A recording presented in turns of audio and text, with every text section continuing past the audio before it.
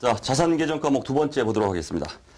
자, 선급금 얘기부터 나오고 있죠. 자, 개요를 보시면, 자, 일단 일반 상거래입니다. 일반 상거래, 상품 매입 매출 거래.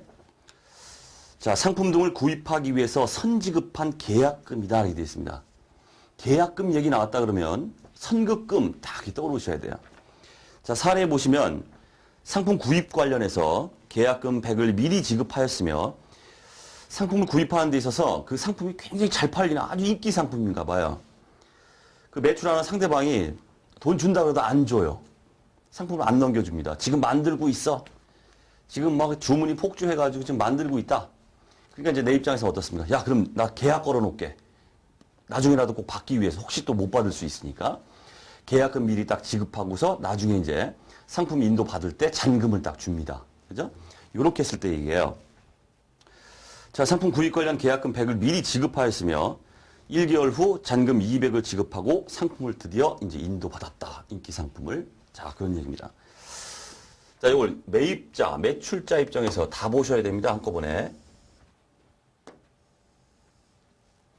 자, 먼저 매입자 입장에서 계약금 줬을 때. 그럼 매출자 입장에서 거꾸로 어떻게 될까요? 계약금을 받은 거죠? 얘는 계약금을 준 거고, 매입자 입장에서는 얘는 계약금을 받은 거고, 이렇게 됩니다. 그죠? 첫 번째. 자, 계약금을 지급했다. 또는 수령했다. 그 다음에 두 번째, 드디어 잔금을 줬다. 이때 회계 처리가 각각 두 개가 나온다. 이런 얘기죠. 자, 매입자 입장에서는 계약금을 지급했습니다. 이걸 우리가 선급금이다. 이렇게 말해요. 자, 일단 현금이 나가겠죠. 자산의 감소, 현금 100원이라고 되어 있나요? 100원. 이걸 일단 미리 지급한 거기 때문에 현금 100이 나갔다? 상대방 계정이 뭘까? 선급금 하자. 선급금. 그래서 이 선급금이 자산 처리가 됩니다. 자산 처리됩니다. 선급했다. 자산이다. 이런 얘기예요. 자, 그럼 매출자 입장에서는 어떤 일이 벌어질까요? 미리 돈 받았죠. 계약금을. 얘는 줬지만 얘는 받은 애입니다. 현금 100이 들어옵니다. 100이 들어오고 뭘 잡을까요? 제 입장에서 매입자 입장에서는 선급한 금액이지만 계약금 이 입장에서 어때요? 미리 받은 거죠. 이걸 우리가 부채, 선수금이다 이렇게 말해요. 선수금, 부채입니다. 부채. 미리 받은 거. 자, 이런 식으로 매입자 입장, 매출자 입장에서 선급금, 선수금, 계약금 하면 여러분들 항상 이게 떠올라야 돼요. 선급금, 선수금. 자, 이제 드디어 잔금을 지급합니다. 잔금을 200을 지급했대요.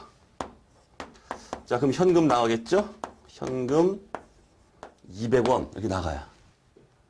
잔금을 지급했습니다. 그 다음에 상품이 들어오기를 하는데 상품이 얼마짜리가 될까 이런 얘기예요.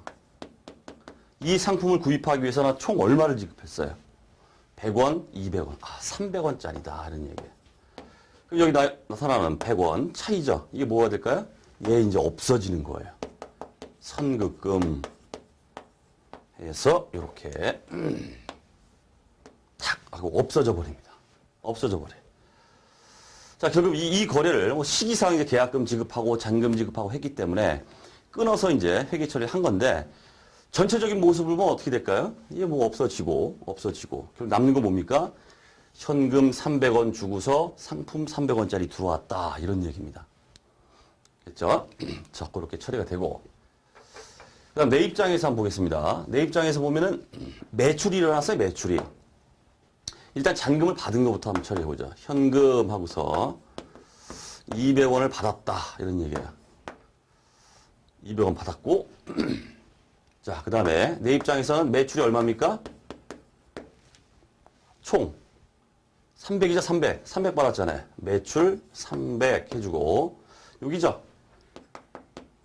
잡아놨던 선수금 100 해서 없애주더라. 여기 돼. 이것도 실질을 한번 따져보죠. 이게 뭐 없어지고 남은 거 뭐예요? 요거죠. 요거랑 요거. 현금 매출이 300이 일어났구나 이런 얘기예요. 툭 쳐서 이렇게 이제 총 이제 거래의 전체적인 모습을 보면은 300원 받고 매출 300이 있었다. 물론 얘 입장에서는 또 분기가 나타날 수 있어요. 뭐 뒤에서 우리 뭐 재고자산 쪽에서 말씀드릴 거지만은 분기가 하나 더 나타나요. 실질적으로는. 근데 왜 안 하는지는 이제 나중에 재고자산 말씀드리는데 뭘까요? 얘 입장에서는 상품이 나간 거죠. 상품이 나갔어요. 상품. 이게 이제 상품이 얼마짜리인지 모릅니다. 얘 입장에서는 원가가 있겠죠. 원가에다가 이제 마진 붙여가지고 300원에 판 건데 상품이 원가가 있을 거란 말이에요. 이 원가가. 250원이다 이렇게 볼게. 매출 이거 원가 250원짜리다. 그럼 이 상품 250 나간 거 이걸 갖다 우리가 매출 원가라고 비용 처리해요. 재고 자세히 볼 겁니다. 미리 말씀드렸어요. 자, 그러니 하시고 이런 추가적인 분기가 회계 처리가 나오긴 하지만 통상적으로 이게 생략돼요. 왜 생략되는지는 이제 재고자산 말씀드릴 건데 그러니 하시고 일단 이런 식으로 우리가 계약금 주고 잔금 지급하고 이렇게 했을 때 매입자, 매출자 입장에서는 이런 처리가 일어난다. 이런 얘기죠. 요게 또 MVP예요. MVP 꼭 챙겨주시고 자, 그 다음 이제 선급 비용 얘기를 해보겠습니다. 자, 앞서서도 뭐 미지급금하고, 미수금, 뭐 선수 수익, 뭐 차이점을 이렇게 말씀드렸는데, 선급금하고 선급 비용도 차이도 그겁니다. 선급 비용, 그럼 비용이죠? 매월 발생한다. 계속 반복적으로 지급을 해야 된다. 뭐 이런 것들이에요. 내가 뭐, 건물을 임차해서 쓰고 있습니다. 그럼 임차료 매달 나가죠? 이런 거 지급 안 했다. 또는 미리 지급했다. 이렇게 했을 때 미리 지급했다. 선급금이란 말을 쓰지 않고 선급 비용이다. 이렇게 씁니다. 매월 발생하는 거. 자, 주기적으로 어떻게 발생되는 그런 것들이죠. 자, 개요의 기간 미경과로 단기 귀속분이 아닌 선급한 비용이다. 이렇게 나오고 있어요. 사례를 막바로 보겠습니다. 자, 단기 7월 1일에 1년분 임차료 100원을 지급하고 전액 비용으로 계상했다. 이렇게 되어 있습니다. 쓸까요?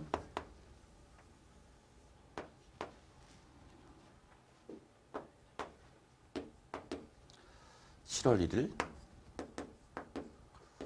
(12월 31일) (6월 30일)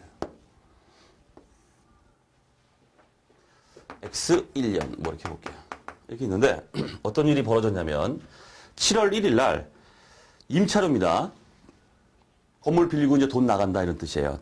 매월 이제 나가는 돈이 있다 해보면 1년분 임차를 한꺼번에 지급했어요. 이게 무슨 얘기입니까? 7월 1일 날 1년분이에요. 그죠? 1년분 임차료 지급합니다. 임차료하고 비용 처리합니다. 임차료 100원 현금 나갔다. 자산 감소 이렇게 처리했다 이런 뜻이에요. 7월 1일 날. 자, 그런데 우리 발생주의라고 이제 말씀드렸죠. 해당 기간분에 해당되는 것만 비용 처리가 들어가야 돼요. 이 100원은 지금 1년치를 지급한 거기 때문에 나는 어떻습니까? 내가 비용 처리해야 될 금액은 얼마입니까? 당해 귀속분이 얼마예요? 여기입니다. 여기에요. 요건 다음 연도 비용입니다. 여기 해당 분만 비용을 잡아줘야 되는데 지금 임차료 해가지고 1년치를 다 잡았다 비용을 이런 얘기예요. 임차료는 100원이 아니라 얼마다 이런 뜻이에요. 지금 1년치가 지금 100원이니까 여기 6개월이죠. 따라서 해당 분은 50원만 임차료가 잡혀야 된다. 근데 미리 지급했다는 뜻이에요. 다음 연도 6개월치를 미리 지급했다. 50원을 더. 자, 그런 얘기죠. 그렇기 때문에 자, 우리 교재 이제 단기 결산일의 수정분기다 이렇게 나오는데 회계 처리가 일어났으면 이게 잘못됐으면은 고쳐야 돼요. 결산일 시점에 가가지고 고쳐야 됩니다. 그 고치는 절차가 지금 나오고 있습니다. 자, 그래서 결산일에 이렇게 처리가 되더라는 얘기죠. 어떻게 될까요? 임차료는 얼마가 돼야 돼요? 임차료는 당해 6개월 해당분 50원만 비용 인식이 돼야 됩니다. 자, 근데 100원이 돼 있죠? 그럼 줄여주려면 어떻게 돼? 거꾸로 써야 되겠죠? 임차료 대변에다 써줍니다. 50원.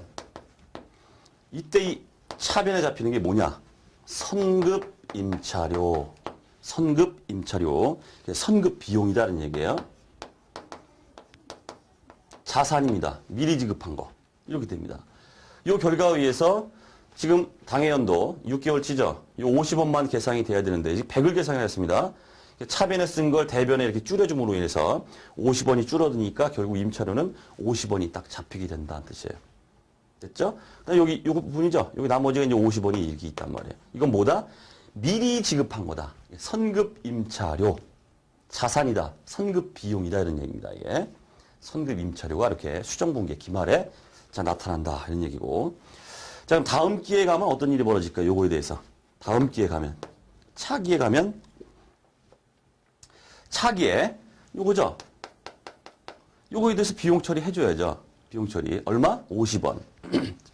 임차료. 50원 해주고 미리 지급한 거 이제 사라지게 된다는 뜻이에요. 선급 임차료 50. 이렇게 된다 이런 얘기죠. 자, 이럴 때 나타나는 이제 선급 임차료 이런 것들 이걸 우리가 선급 비용이다. 이렇게 본다는 얘기예요. 자, 그다음 가지급금 얘기가 나오고 있습니다. 가지급금. 이것도 역시 자산입니다. 자, 현금 지출이 있어요. 개요에 보시면 현금 지출이 있는데 계정 과목과 금액을 확정할 수 없다 이렇게 나오고 있습니다. 이럴 경우에 사용되는 임시 계정이다 이렇게 나오고 있죠. 임시 계정은 언젠가는 없어져야 되는 거. 잠시 잡아둔다 이런 얘기예요. 잠시 잡아뒀다가 언젠가는 없어져야 돼요. 없어져야 됩니다. 자, 그래서 주의해 보시면 추후 계정 과목과 금액이 확정되면 해당 계정으로 대체하며 재무제 표현은 절대 공시가 되면 안 된다 이렇게 나오고 있습니다. 왜? 임시 계정이기 때문에 그래요. 이렇게 보시면 됩니다. 자, 먼저 사례 보기 전에 우리 선급 비용 여기서 하나 좀 빠진 게 있었죠. 우리 선급 비용의 그 주의. 자, 선급 급여는 선급 비용이 아니라 단기 대여금이다 이렇게 나오고 있습니다. 주의에 선급 급여 미리 지급한 급여래요. 우리가 통상적으로 이걸 뭐라고 합니까? 가불금이에요. 가불. 종업원이 가불 해달라면 돈 주죠. 그죠? 선급 급여란 말입니다. 이게 이거는 선급 비용이라는 이 용어로 선급 급여 이렇게 쓰는 게 아니라 종업원에 대해서 잠시 빌려준 거죠. 대여금, 단기 대여금으로 처리한다. 좀 주의사항으로. 선급 급여라는 말은 없습니다. 단기 대여금이다. 이렇게 말합니다. 자, 가지급금의 이제 사례를 보겠습니다. 종업원 강 씨가 출장비로 이제 강 씨의 출장비로 100원을 지급했대요. 100원을 지급했는데 현금 100원이 나갔죠. 근데 출장 갔다 오겠습니다 하고 돈 가지고 100원 가지고 갔어요. 근데 지금 입장에서 어떻다는 뜻입니까? 현금이 나가긴 나갔는데 이게 어떤 명목으로 어떤 용도의 그런 비용인지 를 모른다는 뜻이에요. 지금 현재 입장에서는. 이제 강 씨가 출장으로 갔죠. 가가지고, 저 고속도로 KTX 타는데 돈이 얼마 들었고, 영수증을 막 가져와요. 이렇게 해서 돈이 들었습니다. 가져옵니다. 그럼 그때 가서, 여비교통비라는 계정 과목이 확정이 된다는 뜻입니다. 그러니까 지금 현금을 지급한 입장에서는 아직 이게 계정 과목이 뭐고, 얼마의 금액이 될지 모른다는 뜻이에요. 그때 이제 잠시 임시로 잡아두는 게 바로 가지급금이라는 얘기예요.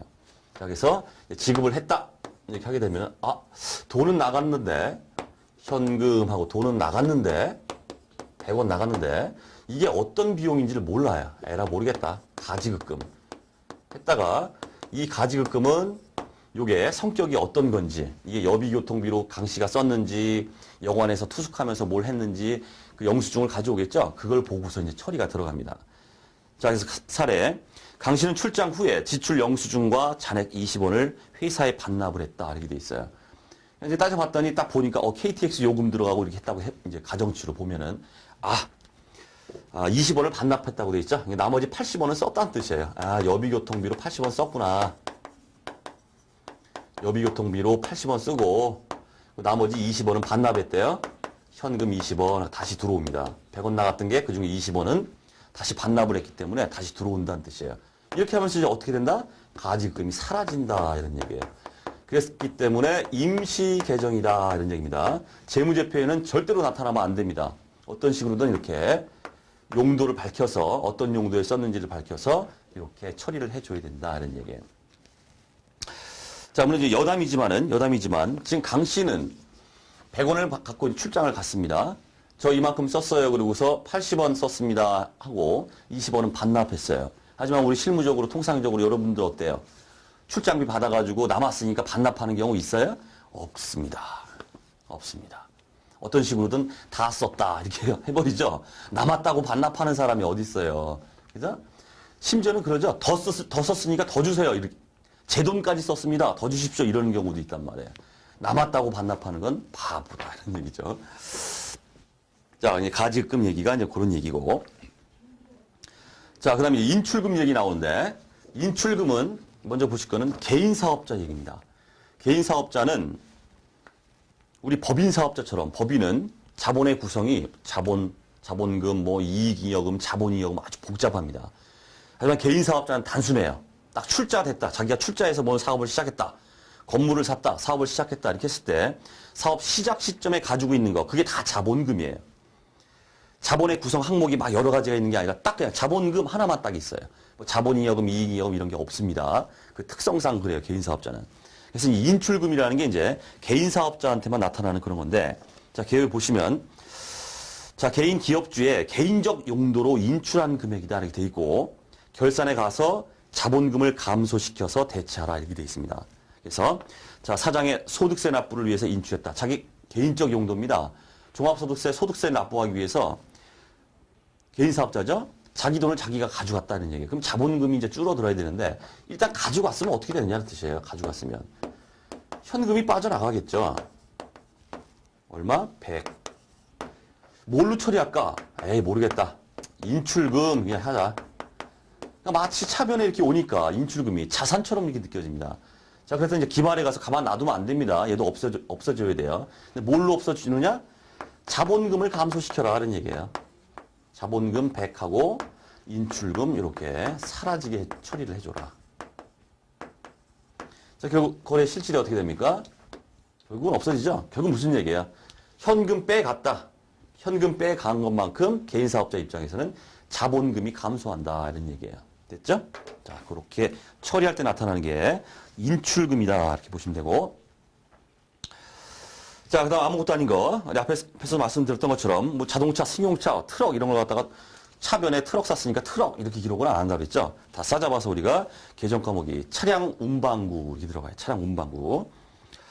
자, 개요에 육상 수송을 위해 취득한 모든 운송 수단을 처리하는 유형자산 과목이다 이렇게 돼 있고.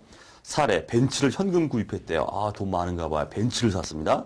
자, 그러면 차변에 벤츠 이렇게 씁니까? 그게 아니라는 거죠. 차량 운반구 하고 대변에 돈 나갔죠? 현금 나갔다 100원 이렇게 처리한다. 자, 이때 나타나는 게 차량 운반구. 일단 유형자산입니다. 뒤에서 볼 거고. 자, 그 다음 비품입니다. 앞서서 나왔죠? 뭐 선풍기, 에어컨, 뭐 기타 가지고 있는 사무, 막 이런 것들. 비품으로 이제 유형자산입니다. 이것도 감가상각 들어가요. 자, 계획 보시면 일반 사무용품이나 에어컨 등의 물품 구입 시 계정으로 유형자산입니다. 유형자산. 그다음 사례 이제 에어컨을 현금 구입했다 이렇게 돼 있죠. 차변에 에어컨 이렇게 씁니까? 그렇지 않다는 거죠. 비품 이렇게 쓴다는 뜻이에요. 그리고 현금 나왔기 때문에 대변에 현금 100원 이렇게 써준다 이런 얘기죠. 자, 여기서 감가상각 얘기를 이제 잠깐만 좀 해보겠습니다. 자, 건물을 샀어요. 100원짜리예요. 100원짜리입니다. 자, 그러면 이 건물은 100원이라는 이 건물은 시간이 가면 갈수록 어떤 경우는 가치가 올라가는 것도 있지만은 우리가 이제 유형자산이라고 하는 차량 운반구도 마찬가지고 뭐 벤츠를 샀다, 에어컨을 샀다 마찬가지입니다. 시간이 지나면 지날수록 어때요? 가치가 이렇게 감소된다는 뜻이에요. 그죠? 시간 지나면 지날수록 구형이 돼가기 때문에 구형 팔아봤자 중고가 돼가지고 가격이 막 떨어지죠. 그렇기 때문에 그 떨어지는 것만큼을 비용으로 잡습니다. 그래서 건물 100을 계상을 했다 이렇게 하게 되면 이제 감가상각이 들어가죠. 감가상각에 대해서는 뒤에 이제 배울 겁니다. 감가상각비 이 중에서 지금 현재 10원만큼 이제 가치가 하락됐다. 그래서 감가상각 누계액이라는 감가상각에서 뭐 자세히 볼 거지만 누계액이다 해가지고 10원 이렇게 표시합니다. 그러니까 10원만큼 이제 비용이 발생됐다. 가치 감소분만큼 이렇게 비용이 발생됐다. 비용을 잡아줍니다. 비용을 인정해줘야 건물을 샀다, 차량을 샀다. 그럼 차량 감가상각비가 이렇게 들어가요. 비용 처리할 수 있다는 얘기죠. 그 다음에 이제 감가상각 누계에 이렇게 처리해줍니다. 자, 우리 재무상태표 상에서는 이제 어떻게 나타날까요? 재무상태표에는 건물 100원 이렇게 처리가 되고, 그 다음에 이제 감가상각 누계액이죠. 감가상각 누계액을 이렇게 상각 누계액 해서 당의 건물에서 차감하는 형식으로 이렇게 표시해줘요. 그럼 정보 이용자 측면에서 어떻습니까? 아, 100원에 산 건물인데 지금 가치 감소가 돼가지고 10원만큼 감소돼서 지금 현재 그 금액이 얼마나 되십니까? 아, 900원, 90원의 가치가 있구나. 이렇게 회계정보 이용자들이 이렇게 알 수 있다는 얘기죠. 그럼 손익계산서에는 어떻게 표시됩니까? 손익계산서에는 감가상각비죠. 비용으로 이 감가상각비가 비용 처리가 딱 이렇게 돼 있다. 이런 얘기예요. 자, 이렇게 이제 가볍게만 뭐 말씀드렸고, 구체적으로 이 10원이 어떻게 계산되느냐, 감가상각 방법, 막 이렇게 쭉 있죠. 보면 뒤에 우리 유형자산에서 이제 말씀을 드릴 거다. 이런 얘기예요. 자, 감가상각을 왜 미리 말씀드렸냐면은 밑에 나오는 이 건설 중인 자산을 좀 설명드리기 위해서 이걸 말씀드렸습니다. 어쨌든 차량 운반구, 비품, 건물 막 이런 것들이죠. 가치 감소가 있는 거. 이런 것들에 대해서는 이렇게 감가상각비가 비용 계상이 이렇게 된다는 뜻이에요. 그리고 그 가치 감소분만큼을 감가상각 누계획으로 이렇게 차감하는 형식으로 표시해서 아, 이게 순 가치가 얼마구나 이렇게 나타내 준다 이런 얘기입니다. 그래서 재무상태표, 손익계산서에 이렇게 각각 이렇게 표시가 된다 이런 얘기예요. 이게 감가상각의 이제 전반적인 모습이고 구체적인 건 뒤에서 보고 자 이제 건설 중인 자산을 좀 보겠습니다.